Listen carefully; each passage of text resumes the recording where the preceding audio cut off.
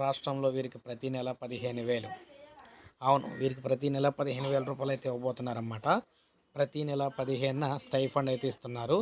మంత్రి హామీ ఇచ్చినట్లు జోడా అసోసియేషన్ వెల్లడైతే చేశారు. రాష్ట్రంలో జూనియర్ డాక్టర్లకు ప్రతి నెల 15వ తేదీన స్టైఫండ్ ఇచ్చేందుకు చర్యలు తీసుకుంటామని రాష్ట్ర వైద్య ఆరోగ్య శాఖ మంత్రి దామోదర్ రాజనరసింహ హామీ ఇచ్చినట్లు జోడల అసోసియేషన్ తెలిపింది. సో అదేవిధంగా మంగళవారం సంఘం ప్రతినిధులతో సచివాలయంలో భేటీ అయిన స్టైఫండ్, హాస్టల్ సమస్యలపై చర్చించారు. అనంతరం జోడల ప్రతినిధులు విలేకరులతో మాట్లాడుతూ హాస్టళ్ల నిర్మాణానికి చర్యలు తీసుకుంటామని మంత్రి తెలిపారని పేర్కొన్నారు.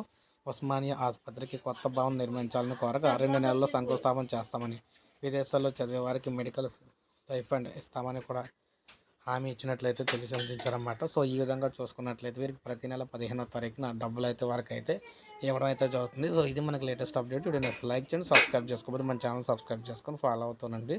అలా ప్రతి పథకానికి సంబంధించి పూర్తి సమాచారం మీకు అందిస్తూ ఉంటాను.